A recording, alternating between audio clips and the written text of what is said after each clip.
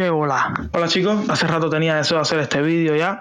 Mi nombre es Ari González, soy más conocido en las redes como Yo Uso Menos Hugo. Me dedico básicamente a hacer memes y a hacer humor y tal, pero bueno, estudiaba medicina en Cuba y a partir de los sucesos del 11 de julio, toda mi vida cambió. Y básicamente en este vídeo, si les interesa, les exhorto a que se queden hasta el final y que lo vean y que si les gusta lo compartan. Les voy a hablar sobre cómo puede una persona pasar de manifestarse un día públicamente en la calle a tener que huir de su país porque lo persigue la seguridad del Estado.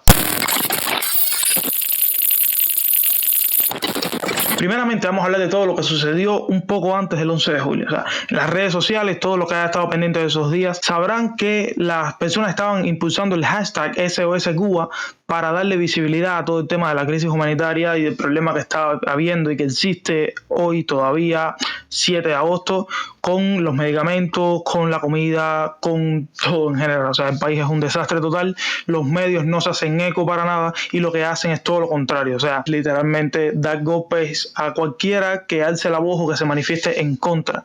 De hecho, hoy, mientras se graba esto, una persona que conozco está yendo camino a un centro de trabajo obligatorio a cumplir 10 meses por haber salido a manifestarse el 11 de julio. Bueno, vamos a ver qué sucedió el día 11 de julio. Yo me levanté como un día cualquiera sobre las 11, 12 del día y cuando reviso las redes sociales empiezo a ver una serie de videos de que la gente estaba en las calles y al principio uno no se lo cree mucho, ¿no? Porque en Cuba una cosa así nunca había sucedido, ¿no? Pero era un vídeo tras otro, personas que conocían estaban subiendo fotos de ellos y realmente me impactó. Me pongo a revisar en las redes y me emocioné muchísimo y lo que me dieron deseo fue apoyar al máximo esto, usar todo el alcance que pudiera tener en las redes sociales para viralizar esto, que por supuesto se iba a conocer en el mundo entero porque era inaudito en Cuba, lo último sucedió en el 94 y entonces sin pensarlo dos veces me vestí, me puse unos zapatos, cogí una mochila y salí para la calle Malecón. Precisamente llegando a la calle Malecón no me encuentro mucha gente, este lugar estaba vacío, simplemente habían 2 o 3 patrullas y camiones de estos de la policía que se utilizan para montar personas en masa. Sigo caminando, bajo por San Lázaro y a lo lejos sí veo una cantidad de personas abrumadora. Me voy acercando a ese sitio y había unas personas discutiendo con unos policías y de pronto todo el mundo, o sea, la calle San Lázaro se encuentra al lado de la calle Malecón, que fue donde principalmente empezó la manifestación en el área que yo estaba y después subió por Galeano y se incorporaron allá en el Capitolio. Yo me incorporo allá a la calle Malecón. Cuando yo entro, pues las personas que estaban en San Lázaro se unieron acá, había un mar de personas. No podría contar, pero me da la impresión de que 5.000 personas fácilmente pueden haber habido. Allá adentro hubo de todo. Llegando, una de las cosas que más me impresionó es el tema de la violencia. O sea, de ver un policía con la cabeza partida a ver personas vestidas de civil dándole golpe a otras personas vestidas de civil, que después me di cuenta de que estas personas eran de la seguridad del Estado porque tenían esposas y básicamente recogían a la gente y las llevaban así vestidas de civil y todo, las llevaban para las patrullas. Entonces luego me di cuenta de que era simplemente otra estrategia para cuando se tiraran fotos, se hicieran videos, no se viera crudamente a las personas uniformadas dándole golpe a las personas de civil, simplemente las vistieron de civil y ya. Pero golpes sí hubo, y no solamente golpes de puño, hubo palazos, hubo golpes con piedras, con lo que sea.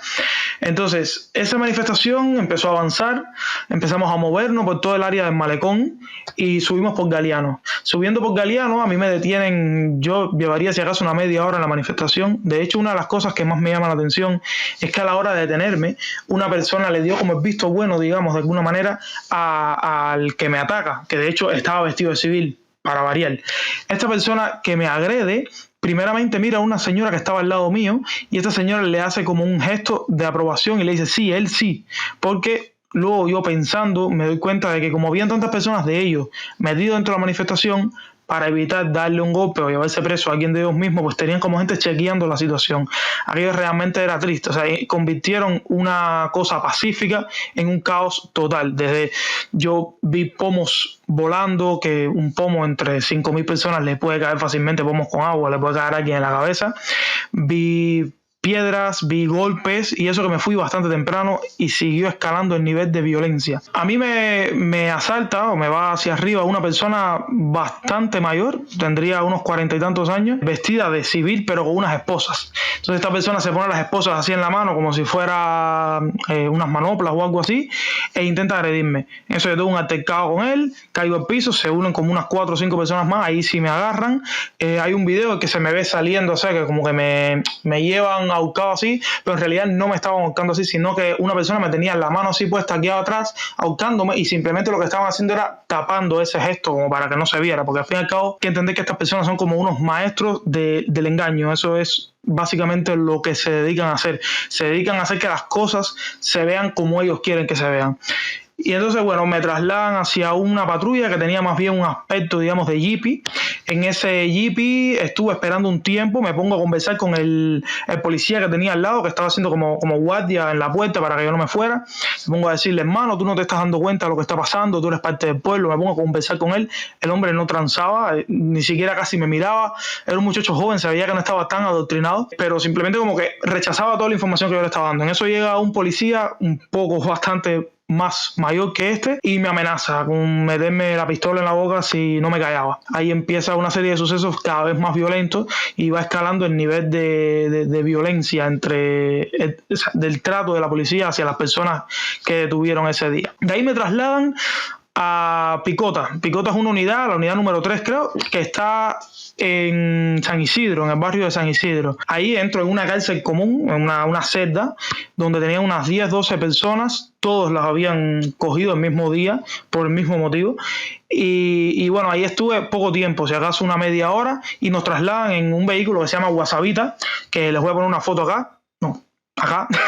Un camión así que por atrás no tiene ventilación ni tiene nada, es como una caja de muertos gigante, y allá adentro nos tuvieron pues con el motor encendido y bajo el sol aproximadamente una hora para joder, para hacernos sudar y que suframos un poco de claustrofobia, porque además en ese vehículo que no era tan grande íbamos unas 7 personas. Nos trasladan a otra unidad policial, en la unidad policial la cuarta, que se encuentra en el Cerro.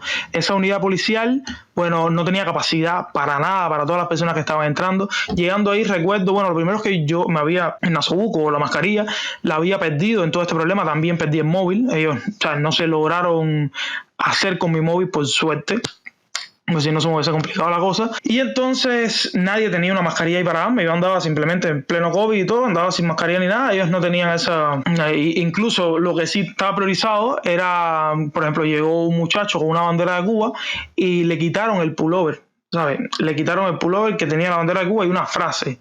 Se lo quitaron y lo dejaron sin pullover ahí detenido. Así, ese es el nivel de miedo que maneja la policía cubana hoy en día. Luego de estar ahí detenido durante un tiempo, viene siendo un recibidor o algo así con unos banquitos, nos suben hacia un cuarto que para nada era un cuarto para retener personas, era un cuarto con una pizarra y una silla básicamente para enseñarles las vocales o algo que estuvieran aprendiendo los policías para superarse. En ese cuarto estuvimos hasta las 4 de la mañana del día 12, allá pasó todo el 11 aproximadamente hasta las 4 de la mañana. Ahí en ese cuarto pues empezamos a conocernos, todo el día estuvimos sin hacer nada y sobre la 1 de la mañana, y luego me di cuenta de que esa es exactamente la manera de actuar de la policía, siempre trabajan de madrugada, sobre todo cuando ya se trata de los niveles más altos, seguridad del Estado, contrainteligencia, todas estas personas utilizan esa táctica de trabajar de madrugada para usar la vulnerabilidad de la noche y joderte un poco más. Usando esa táctica, a la 1 de la mañana nos empiezan a llamar, ya que luego nosotros estábamos casi que desesperanzados, nos habían cogido 3, 4 de la tarde y habían pasado todas esas horas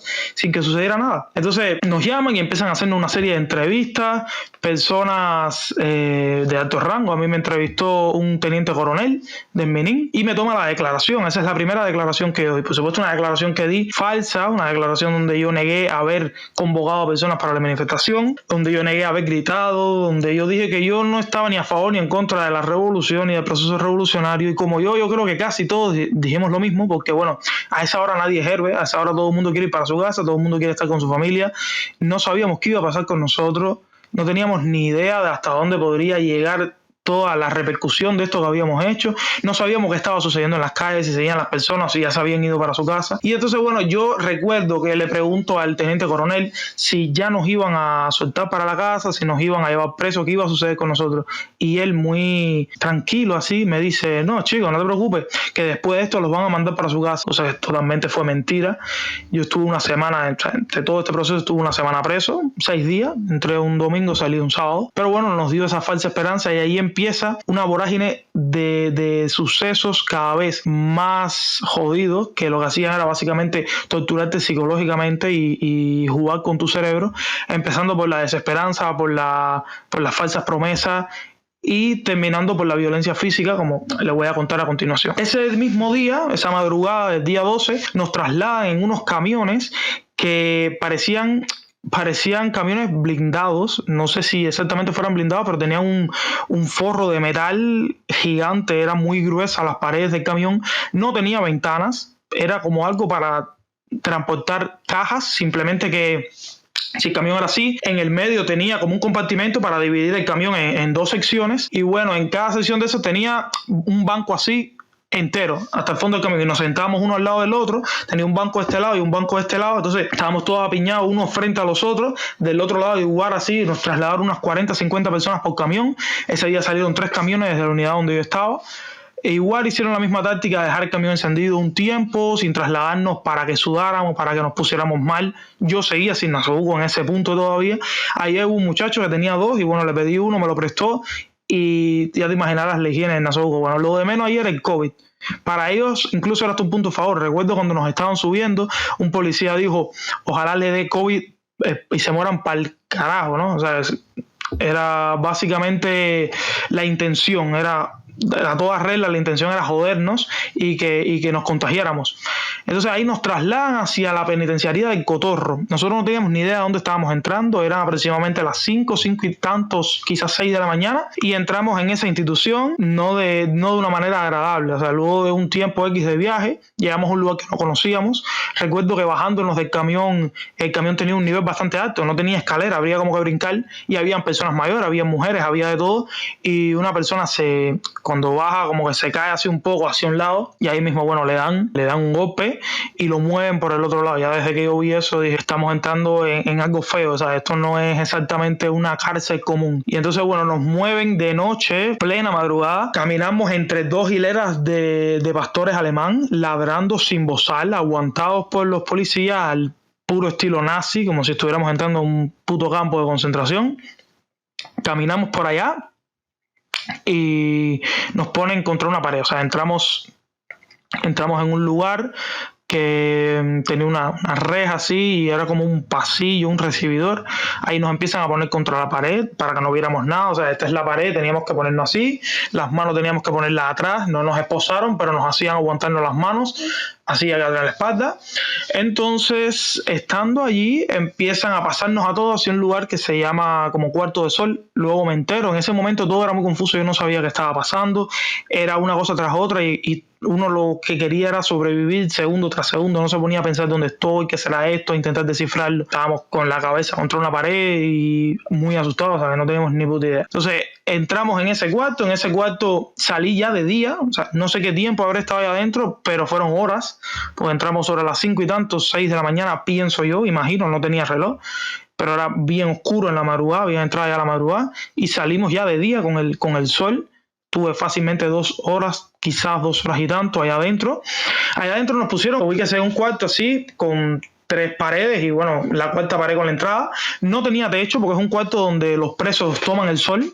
En vez de techo lo que tenía era una especie de cabillas así, puestas de manera que podría dar el sol, aunque de madrugada no lo daba, pero bueno, ahí me di cuenta fácil cuando fue de día. Estaba contra la pared, tenía gente al lado que igual estaba contra la pared y ahí empieza, yo creo que lo que fue el momento más negro de toda la detención. Eso fue la cúspide del terror y del abuso psicológico y físico.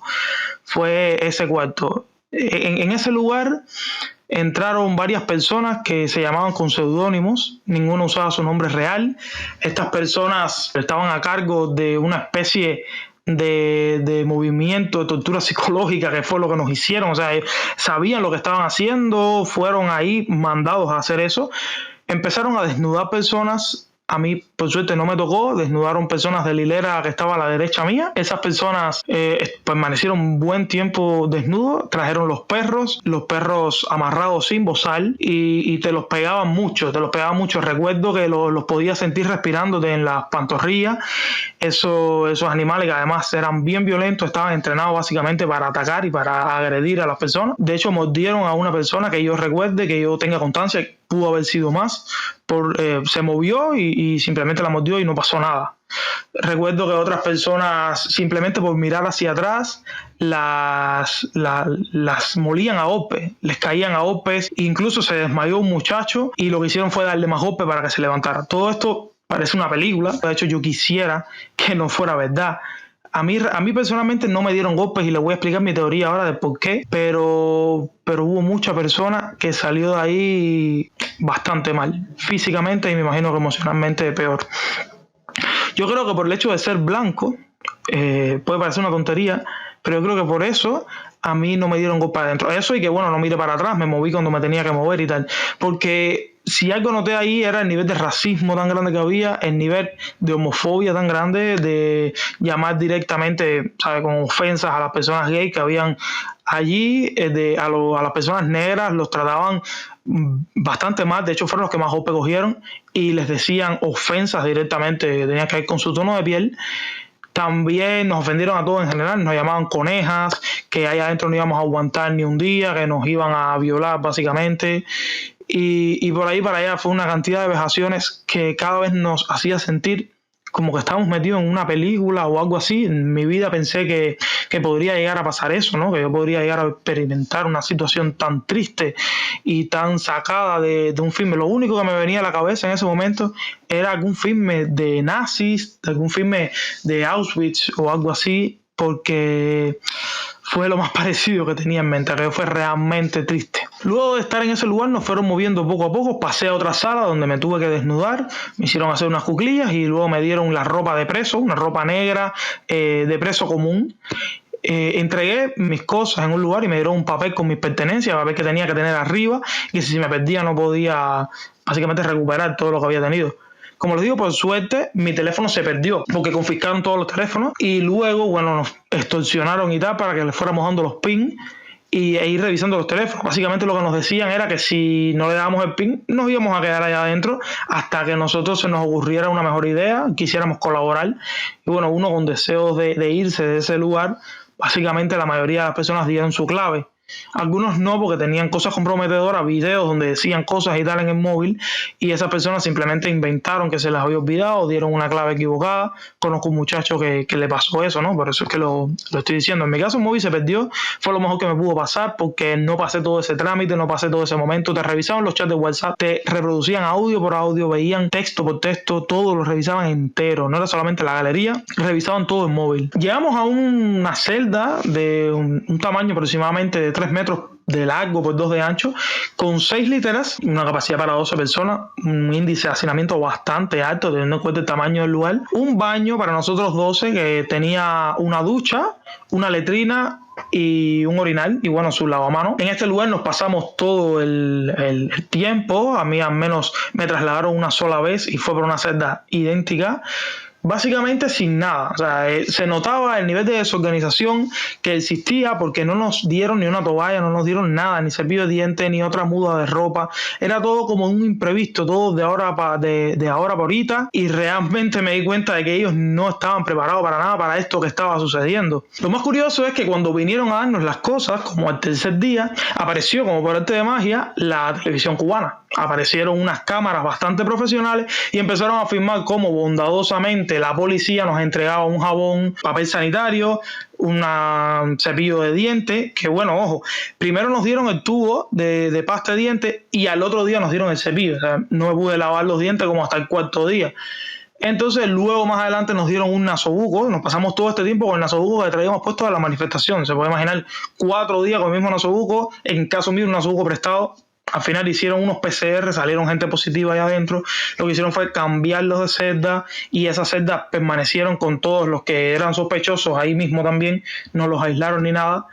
Realmente era bastante triste la situación de nosotros allá adentro. Para nada se nos respetaban los derechos humanos ni se garantizaba nada. El tema de la comida, que bueno, a nosotros los cubanos siempre nos gusta estar preguntando ¿y qué había de comida? Pues el cubano es así, a donde sea que vaya, así esté en un hospital, así esté donde sea, el cubano la primera pregunta que te hace es ¿y estaba buena la comida? Pues entonces ahí nos daban comida 3 veces al día, pero la comida era pésima, al menos para mí, que tampoco es que sea muy exigente para la comida era un mojón. El primer día día, recuerdo cuando llego, nos dan el almuerzo. Lo llevo después de la paliza que nos dieron, de los golpes y de toda la tortura esa psicológica, donde nos trataron psicológicamente y físicamente muy mal, que de hecho llegando a un muchacho, estábamos acostados y a un muchacho entran de nuevo y lo bajan de la cama, que ya estaba durmiendo, y le dicen, ¿es este? Y lo bajan y le caen a golpe y luego lo vuelven a subir. Pues como te decía, luego de esta noche de terror, la comida que me recibió era arroz blanco, 2 huevos hervidos y pepino. Básicamente una comida muy, muy apetecible, y más en este momento en el que estábamos. Yo con el apetito que tenía, no comí una mierda. De todo el tiempo que estuve ahí, comí bastante poco, no solamente porque la comida estaba mala, sino también porque el estrés que te causaba toda esta situación hacía que uno no tuviera realmente deseos de nada más que de acostarse y tratar de dormir, a ver si el tiempo pasaba más rápido y ver qué sucedía. Allá adentro empezaron entonces las entrevistas, y más que entrevistas eran interrogatorios. Nos llamaron de poco a poco, se asomaban, fíjense que era como un pasillo largo y que al lado tenía celdas, así de un lado, del otro lado tenía ventanas que daban para el exterior. Entonces tenía un conjunto de celdas y ellos se paraban en el inicio del pasillo y empezaban a decir nombres. Esos nombres se acercaban a la celda, los sacaban y los llevaban para que los entrevistaran. Las entrevistas consistían básicamente en lo mismo, o sea, excepto 2 o 3 preguntas que podrían variar. A mí me entrevistaron 4 veces, 2 o 3 preguntas podrían variar entre entrevista y entrevista. Básicamente te preguntaban lo mismo: qué estabas haciendo, quién te convocó, si alguien te pagaba, si pertenecías a algún grupo contrarrevolucionario, estabas afiliado a alguna organización en contra del gobierno. Preguntas inverosímiles, o sea, para salir a la calle a manifestarse por la libertad de tu país o porque no te sientes bien con la miseria que hay en tu país. No necesitas estar financiado por nadie, ni necesitas estar afiliado a ninguna organización, y en caso de estarla, no creo que tampoco sería algo que se debería preguntar como si fuera un récord criminal. Bueno, entre entrevistas y entrevistas, que la mayoría de las cosas sucedían de noche, como les estaba diciendo, la cosa se empezó a cargar, el ambiente se empezó a poner tenso. De hecho, nos visitó el jefe de las prisiones de toda, no solamente de la provincia, nos visitó el jefe de prisiones de todo el país. Fíjese el cargo que tenía ese personaje. Lo primero que nos dice es que nos iban a pelar al cabo, cosa que nunca sucedió, pero bueno, que fomentó bastante el miedo entre nosotros, no solamente por vernos cabos, sino por el hecho de que en el momento cuando te pelan es porque te van a meter preso. O sea, no pelan a nadie para soltarlo a los 2 días ni para soltarlo el otro día. Entonces eran cosas que te hacían pensar que ibas a pasarte ahí un buen tiempo. Recuerden que nosotros no teníamos acceso a ningún tipo de información, no se nos dejaba hablar con nuestra familia. Mi familia ni siquiera estaba al tanto de dónde yo estaba. De hecho, luego dijeron por la televisión una cosa que es totalmente mentira, que se le avisó a la familia cuando las cosas estaban sucediendo. Lo más temprano posible se le dijo a todos los familiares dónde se encontraban sus hijos, sus primos, cualquier persona que estuviera preso. Eso no fue así. Mi familia se enteró por sus medios. Al tercer día de haber sucedido todo, fue que lograron saber dónde yo estaba y no pudieron comunicar conmigo. A mí me decían que el teléfono de la cárcel estaba roto, cosa que es totalmente una mentira, pues vi en varias ocasiones a militares hablando por el teléfono así descaradamente, pero bueno, para nosotros el teléfono estaba roto. Estábamos totalmente incomunicados allá adentro, no sabíamos qué estaba pasando afuera, si se estaba cayendo La Habana, si no había más manifestaciones, y uno de los principales miedos que teníamos era el hecho de que nos hubiesen dejado solos. Teníamos esa sensación de derrota, de que quizás ya todo el mundo se había ido para su casa y nos iban a usar a nosotros como escarmiento. Básicamente allá adentro ese era el peor miedo que uno podría tener, el miedo de que ya todo lo que hiciste fue en vano, la desesperanza que te entraba, y eso en juego con todo el terror psicológico y todas las maneras que tenían de hacernos perder la cordura. Los agentes que estaban ahí de la seguridad del Estado y militares, te creaba una situación bastante fea, donde no tenían ni siquiera que darte golpe para que tú ya te empezaras a destruir emocionalmente. No te dejaban hablar no solamente con tu familia, es que no te dejaban ni ver los medios oficiales, ni siquiera el noticiero, nada de eso podíamos ver. Lo mejor que tuvo ese lugar, sin duda alguna, fueron las risas que logramos sacarle. El cubano, al fin y al cabo, es una persona que se ríe de todo, y esa no era la excepción. Empezamos a crear una dinámica donde, para escaparnos un poco de esta realidad tan fea, empezamos a hacer chistes con todas las desgracias que nos habían sucedido. Recuerdo que una de las primeras cosas que empezamos a joder fue con las mismas ofensas que nos hicieron cuando estábamos en ese cuarto donde nos dieron golpe. Bueno, ahí empezaron algunas personas a decirle, por ejemplo, pelúa. Estas personas tenían el pelo largo, le decían pelúa, y de hecho en mi celda había uno que le apodamos la pelúa. Había un muchacho que se quedaba dormido bastante, que le decíamos modo avión porque El chamaco parece que activaba el modo avión y estaba hablando contigo, a los 2 segundos estaba dormido, cosa que era bastante difícil en ese lugar, con unos colchones con chinche, aquello era una tortura y sin un ventilador. Pero bueno, él tenía ese don. Y entonces, cuando él estaba durmiendo, recuerdo que nosotros usamos una frase que usaron con nosotros mismos durante el tiempo que estuvieron dándonos golpes y tal en esa celda. Cuando estábamos en la celda nos dijeron cosas como, por ejemplo, que si nos desmayábamos nos iban a llamar al proctólogo, que era un negro con un dedo así, y básicamente se iba a encargar de reanimarnos analmente.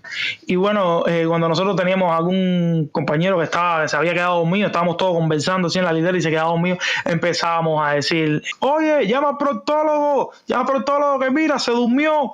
Y entonces ya como que empezamos a utilizar esos traumas que teníamos y los convertimos en risas y en chistes. De hecho, recuerdo que una vez, mientras íbamos hacia una entrevista, vimos pasar a un hombre con 4 estrellas. Yo en mi vida había visto una persona con un rango tan alto, ¿no?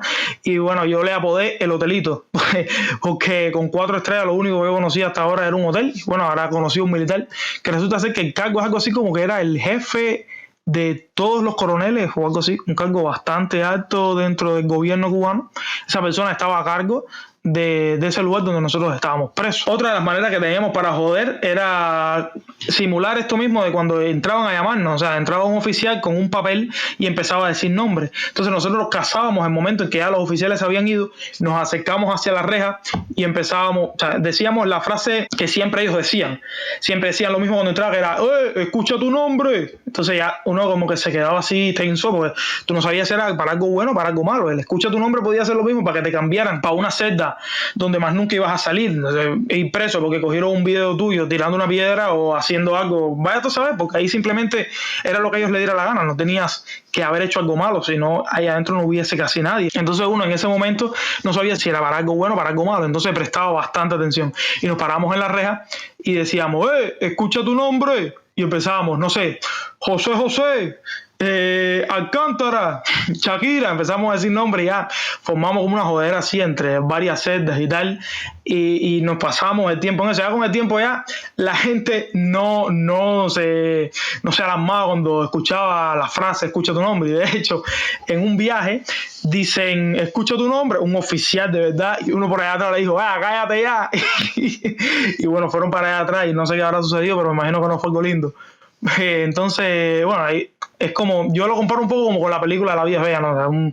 Una tragicomedia, pasaban cosas, digamos que bonitas o agradables dentro de una miseria de realidad. Allá adentro nos pasamos el día básicamente pidiendo fósforos y fosforeras a cualquier oficial que pasara por delante de la celda, porque la mayoría de las personas que estaban adentro fumaban, eran viciosos, y después de tantos días lo único que pensaban no era ni siquiera en su libertad, estaban pensando solamente en conseguir un cigarro. Y entonces todo el mundo que pasaba, que nosotros no le reteníamos la cara y a veces a la misma persona le pedíamos los fosforeras 40 veces, ese era el entretenimiento, ¿no? Pasar y estar pidiendo, da un cigarro, dame unos fosforeras y tal, y en eso nos pasábamos el día, porque lo que había que hacer era como que evadir la realidad y tal, y no pensar en que a lo mejor ibas a estar bastante tiempo preso, que de hecho era lo que nos decían. Estando ahí nos torturaban psicológicamente diciendo que íbamos a estar 15 años incluso presos por desacato a la autoridad, por traición a la patria y 20 anormalidades que se inventaron simplemente por salir a la calle a decir 3 verdades. Otro de los cuentos así que como que me llevé de ese lugar es para que tú veas las historias tan diversas que cogían allá adentro. Había un muchacho que había cogido una bicicleta para ir a la manifestación, pero la bicicleta no era de él, entonces la había pedido prestada. Y fue donde estaba el colegio y le dice, préstame la bicicleta que voy a devolver un dinero allá a Centro Habana y viro. Y bueno, en medio de todo eso, el chamaco se mete en la manifestación, se lo llevan, le dejan la bicicleta regada por ahí, y era lo único en lo que él podía pensar. El pobre estaba allá adentro, que se lo iban a interrogar, y él nada más estaba pensando, señor Ceres, cuando salga de aquí, ¿dónde podré encontrar la bicicleta mía? Me la habrán desarmado, se habrá quedado con ella la policía. Y nosotros era, Lachi, no te preocupes que la bicicleta va a aparecer, no te preocupes que cuando tú salgas aquí a 15 años, ellos te tienen la bicicleta guardada. Y entonces en una de esas lo llama al móvil, porque bueno, eso fue en la parte que no nos habían quitado los móviles todavía, al inicio, cuando estábamos en la estación de policía.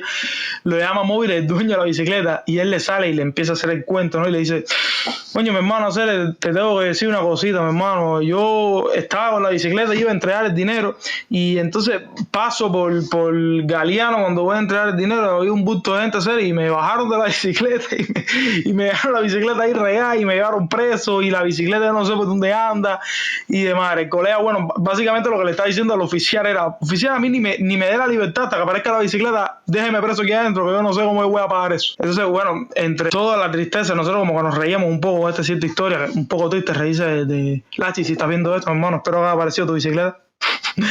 La risa se convertía como una especie de rebeldía, ¿sabes? Reírse era la manera más real que teníamos de hacer verdadera revolución. Allá adentro, en medio de golpes y de tortura psicológica, una risa era como una victoria, era como una manera de decir que aún no te habían derrotado, que aún tenías un poco de humanidad dentro de ti. Y nos dimos cuenta que ninguno de nosotros era hostil y ninguno de nosotros nos enemistamos entre nosotros. Lo que teníamos era un enemigo en común. Incluso ya había gente que eran presidiarios que habían estado presos y entre todos nos ayudamos para intentar sobresalir en este momento tan triste que injustamente nos había tocado. Ahí habían personas que habían pasado 20 años presos y que, en vez de tener una conducta hostil o de enemistarse, lo que hacían era explicarle a personas como yo, que nunca había estado en ese ambiente, cómo actuar, qué hacer, los trucos, las cosas y todo. Aquello realmente fue, entre toda la miseria, entre toda la mierda que vivimos, fue lo mejor que se podía rescatar, ¿no? Ese aspecto humano. Y ahí me di cuenta que no importa el nivel cultural de las personas, al final procesamos de la misma manera las mismas emociones, aunque a diferentes niveles. Pero al final todos sentimos esa empatía, nos sentimos orgullosos de lo que habíamos hecho, de haber salido a la calle, de haber sido parte de ese momento tan importante. Que las personas que piensen que el 11 de julio no tuvo esa trascendencia, pues están bastante equivocados. El 11 de julio fue uno de los días más importantes de los últimos años de la historia de este país. Fue, digamos, que el muro de Berlín de Latinoamérica. Luego de eso pueden revisar en las redes sociales la cantidad de personas que antes apoyaban o que por lo menos se desentendían de la realidad cubana y hoy por hoy están compartiendo y están opinando a favor del pueblo cubano y en contra del gobierno. Y bueno, pasado este momento, entramos en la segunda etapa de lo que fue ese periodo de mi vida en Cuba. Entramos en la etapa fuera de la cárcel. A mí me liberan un sábado, luego de tomarme como una cuarta declaración ya, y voy hacia mi casa. Allá permanezco aproximadamente unos 10 días o 12 días hasta que me citan en la estación de Picota, la estación a la que fui primeramente antes de que me trasladaran al cerro, para firmar la libertad. O sea, ya en teoría me ponían en libertad, porque supuestamente yo estaba bajo arresto domiciliario, cosa que nunca me dijeron. O sea, me podían haber ido a buscar a mi casa y me iban a llevar preso de nuevo, porque yo mucho tiempo no me lo pasé en mi casa, no quería estar ahí. Pero ellos en ningún momento me dijeron que yo estaba en un arresto domiciliario, por lo tanto, digamos que tuve suerte simplemente. Entonces, estando en ese lugar, me hace firmar un acta de advertencia que básicamente vulneraba todos los derechos de libertad de expresión del ser humano. O sea, decía que yo no me podía reunir con personas que no fueran afines al gobierno, yo no podía estar en lugares con aglomeraciones de gente. O sea, en teoría yo no podía hacer una cola, básicamente porque no puedo estar en un lugar donde dan 100 personas y una cola mínima en Cuba tiene 200 personas. Tampoco podía gritar en la calle, o sea, que tampoco podía hacer la cola, porque cómo iba a pedir el último, no podía ir por ahí susurrando a la gente, tú eres el último, tú eres el último. Entonces, después de eso tampoco, o sea, esto de que personas afines, que no podía reunirme o no podía hablar con personas que no fueran afines al gobierno, pues el bodeguero mío es gusano, entonces no podía sacar ni los mandados, no podía hacer básicamente nada. Tampoco me dejaban expresarme en las redes sociales en contra del gobierno. Todo eso tuve que firmarlo para que me dieran la libertad plena, ya lo que se llama liberación inmediata o algo así, que ya quedaba libre de todo cargo y de hecho sin antecedentes penales, pero con esta alta advertencia que era, digamos, una carnada muy fácil para que yo volviera a ir preso, porque solamente tenían que inventarse algo y decir que yo había violado eso, que había firmado, y ya me podían llevar preso. Entonces ahí también decía que no podía tener ningún altercado con la policía. Una cosa que es bastante complicada en Cuba, porque tú no tienes que meterte con la policía para que la policía abuse de ti. Entonces, básicamente, si un policía quería ser violento conmigo, yo no podía responderle ni podía decir nada, porque al momento ya eso era desacato y cuando me hubiesen tirado por la planta, directo para Sin el Dabo o algo parecido. Y entonces llegó el 4 de agosto, el día de mi cumpleaños. El día de mi cumpleaños número 22 fue el cumpleaños más atípico que he vivido en estos pocos tiempos que llevo de vida. En ese día yo me levanto y estaba, bueno, no hice muchas cosas, me quedé en mi casa, tenía un poco de fiebre porque creo que estaba pasando el COVID o algo así, y entonces me pongo a escribir en las redes sociales y me doy cuenta de que otra vez estaba cogiendo mucho auge el SOS Cuba. Entonces lo que hago es unirme a la campaña y darle visibilidad y apoyarla porque realmente me siento muy identificado. Yo era estudiante de medicina hasta que, bueno, tuve que abandonar el país por temas obvios y tuve que dejar la carrera. Yo era estudiante de medicina y me tocaba muy de cerca toda la crisis que estaba afrontando este gobierno tan ineficiente en el tema de salud, sobre todo, que es ya como lo más básico y uno de los pilares más elementales de una sociedad. Y esta campaña la estaba utilizando para darle visibilidad a todos los problemas que tenía el país. Y bueno, la campaña cogió un hit. Ese día volvimos a ser tendencia número 1 en el país y yo me empecé a poner nervioso. Ya yo tenía un background de lo que había sucedido y yo sabía que ellos eran capaces de volverme a joder. Ya yo estaba fichado, ya yo estaba recontravigilado. Y bueno, en ese nerviosismo me da por levantarme y cerrar, pasarle el pestillo a la puerta de la casa. Coño, y qué claro estaba, mi hermano, porque pasaron unos 5 o 10 minutos y me tocaron la puerta de la casa. Cuando yo abro la ventanilla, así como la escotilla para ver, eran 3 personas que yo no conocía, vestidos de civil, que se identificaron como de la Guardia de Búsqueda y Captura o algo así. Estas personas no tenían una orden para llevarme de mi casa. Estas personas tenían una identificación muy banal. Era un papel que podía haber impreso yo mismo en cualquier lugar. No tenía un cuño, no tenía una placa, no tenía nada. Estas personas vinieron en una patrulla que estaba estacionada abajo y básicamente lo que hicieron fue secuestrarme de mi casa. Me dijeron, ponte un short y vámonos. Bueno, además yo estaba hasta en calzoncillo. Y entonces me llevaron hacia la unidad de Zanja. La unidad de Zanja es la unidad que más cerca estaba de mi casa. Yo viví en Centro Habana. Cuando llego ahí, me está esperando un oficial de la contrainteligencia. O sea, firmo un papel porque el acta de la citación, ¿no? Como digamos, lo oficial de por qué me habían llevado, que es algo que te tienen que entregar en la puerta de tu casa cuando te van a citar. Me hicieron firmarlo ya una vez que me llevaron. Ellos como para tener la constancia o algo así, porque al final, como les digo, lo importante es lo que se queda, lo importante es lo que se muestra y no realmente lo que se hace. Entonces, bueno, la firmo y el motivo de por qué me habían citado decía persona de interés para la contrainteligencia. Luego me atiende la seguridad del Estado, me atiende un oficial de la seguridad del Estado que se identifica como el jefe de contrainteligencia, la persona que atendía con la contrarrevolución, la persona que atendía la contrarrevolución en mi barrio, que eran los sitios. Fíjense ustedes qué nivel, solamente por poner un hashtag en una red social, todo el despliegue de personas de la seguridad del Estado y de personas que se supone que deberían estar realmente atendiendo casos serios de vulneración de la seguridad del gobierno y no una persona expresándose libremente en las redes sociales. Bueno, todas estas personas estaban ahí trabajando para mí, para extorsionarme, como pasó a continuación, porque luego de eso me atiende el superior de esta persona, que no se me identificó de ninguna manera, me dijo que se llamaba Alejandro, creo, estoy casi seguro que es un nombre falso, todos usaban nombres falsos. Esta persona entró con el decano de mi facultad y esto es muy importante porque es un dato que a lo mejor las personas que me están escuchando desconozcan, pero es que en Cuba todas las instituciones están secuestradas por el PCC. Eso significa que las universidades pertenecen al Partido Comunista, todo tiene afiliación comunista, o sea, tú no puedes estar en nada del Estado sin... Tú puedes no ser comunista, pero lo que no puedes es decirlo abiertamente y hablar en contra del comunismo. Entonces, básicamente lo que yo hice. Entonces me pasaron a una habitación con un tono bastante de película, sí, era una habitación que tenía unos trastos metálicos, le pusieron 3 sillas y se sentó la gente de la seguridad del Estado, se sentó el decano y me senté yo. Ahí él me empieza a hablar, ya yo sabía por dónde venían los disparos, ¿no?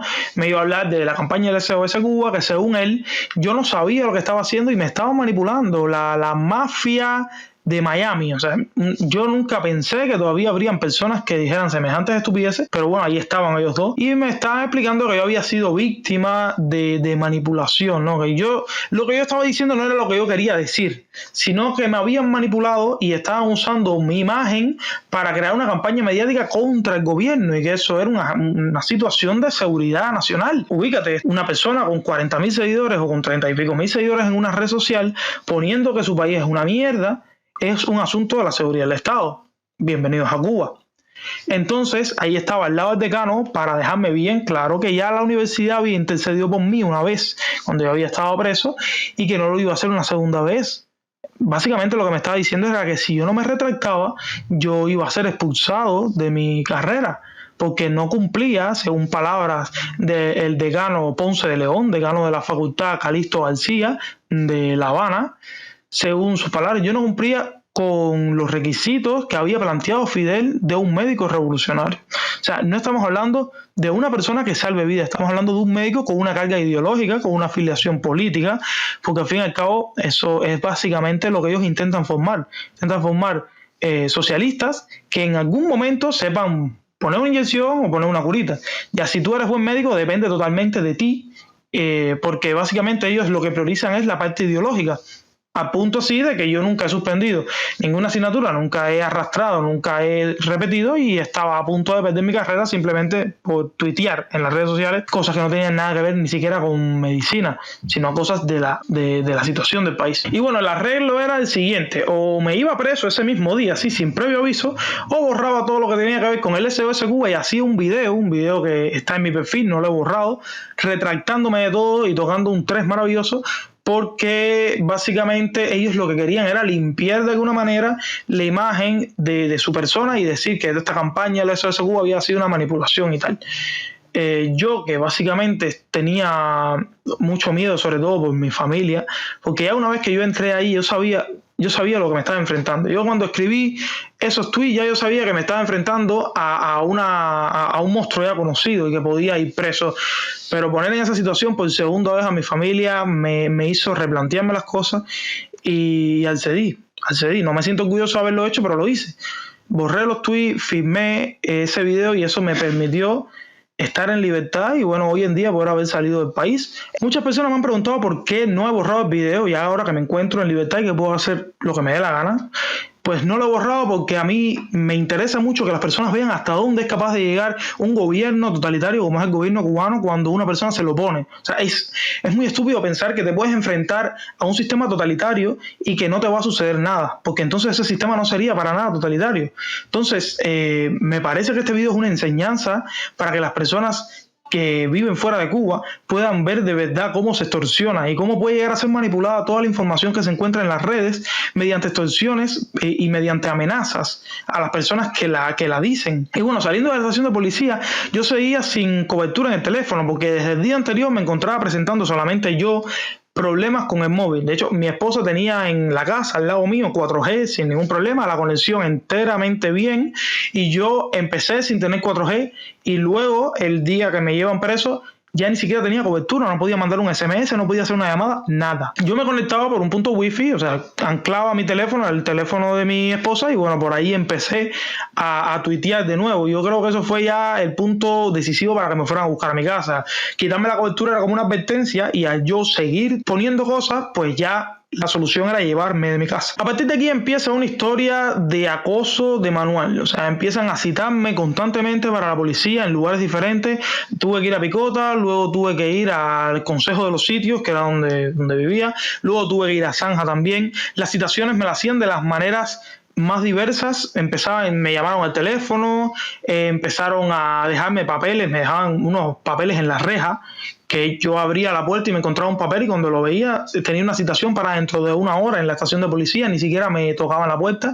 A veces me gritaban en el balcón, a veces me tocaban la puerta y me entregaban la citación. Y yo creo que esto sucedía para que tú no te sintieras seguro de ninguna manera, o al menos eso fue lo que me pasó. Con el tiempo llamaban por teléfono y a mí se me subía la comida para acá porque yo pensaba que era una citación. Me tocaban la puerta y pensaba igual. Cuando iba a abrir la puerta me asustaba porque decía, bueno, me han encontrado otro papel.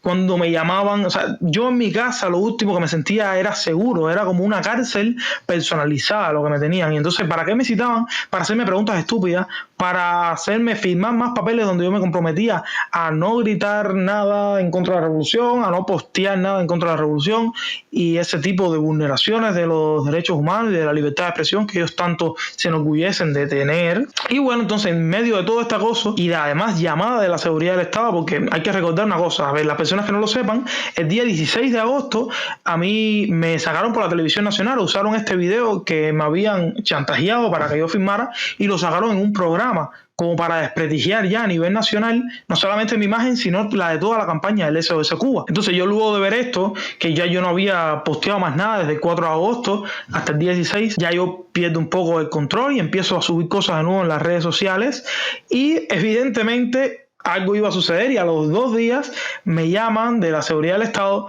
y me empiezan a hacer unas preguntas de manera muy cordial sobre cómo se encontraba mi mamá de salud, sobre cómo estaba yo, y esto podría parecer muy inofensivo, digamos, pero yo me lo tomé de la peor manera posible, como si fuera una amenaza directa contra mí y contra mi familia, y decidí simplemente no subir más contenido hasta que me fuera del país, hasta que yo estuviera lejos, que yo sé que eso le iba a restar importancia, porque a ellos lo que más les molestaba es tener personas dentro de Cuba levantando la voz porque hace ver a las personas que tienes al lado como que ellos también pueden hacerlo. Ya fuera de Cuba es diferente, las personas también como, claro, a ti no te van a hacer nada, a mí sí, y por eso como que uno no coge la inercia, pero cuando estás dentro de Cuba te contagia ese sentimiento de libertad y te dan deseos a ti también de expresarte, y eso es lo que ellos querían cortar de raíz bajo todas circunstancias. Mi mamá es una persona con problemas de salud, mi mamá es una persona con una salud bastante delicada y una pregunta como esa para mí era una amenaza directa. Entonces, bueno, yo tomé la decisión de no subir más nada en las redes sociales hasta que yo me fuera de Cuba, cosa que sucedió el día 4 de octubre de 2021, que yo llegué a Madrid y por fin pude entonces retomar todas mis redes sociales. Recordar que mi canal y mi cuenta es una cuenta de humor. Y aún así yo sufrí todo este acoso, ni siquiera yo era un activista político, pero ¿sabes qué? Me di cuenta en todo este proceso que activista político no es la persona que está denunciando o diciendo abajo la dictadura, ¿no? Activista político es cualquiera que diga algo de la realidad y que dé un retazo de verdad, porque en un país como Cuba, hablar de la realidad se convierte en activismo político porque vivimos en una mentira tan grande y tratan de vender una mentira a nivel internacional tan grande que una simple foto de un basurero en la esquina se convierte en activismo político, que un pedazo de un vídeo donde hay una cola en el hospital se convierte en activismo político. Y todos nos hemos convertido cada día más en periodistas casuales, en activistas políticos y en todo lo que ellos temen, y están tratando de cortarle de raíz las alas a las personas que más se están pronunciando, pero simplemente es inevitable. O sea, con el tiempo las personas cada vez están perdiendo más el miedo y pronto veremos otro estallido como el del 11 de julio. Es algo lógico e inevitable que suceda de nuevo en el país. Y bueno, ya cuando me pongo a hacer los trámites, a mí me estuvieron acosando todo septiembre, básicamente, o sea, todo agosto, todo septiembre, y como a finales de septiembre, que ya que me aprueban el visado, yo no volví a recibir otra llamada de la seguridad del Estado, yo no volví a tener otro problema. Ya ellos como que lograron su objetivo, lograron sacarme del país, lograron llevarme hacia un lugar donde yo ya no era tan peligroso para ellos y ya me dejaron en paz, como tratando de decirme de alguna manera, sigue por ahí, ¿sabes? Por ahí vas bien, vete y no regreses. Y bueno, chicos, este video un poco bastante largo es el resumen del testimonio que no pude dar en Cuba por razones de seguridad de todo lo que me pasó el 11 de julio y los días posteriores y todo el acoso de la policía. Este es mi primer video en el canal y voy a estar subiendo más videos de manera frecuente, así que estaría genial si te suscribieras ahora y activaras la campana para que te enteraras las notificaciones. Déjame en los comentarios cuál fue el momento que más te gustó del video o si quieres hacerme alguna pregunta y yo las estaré respondiendo.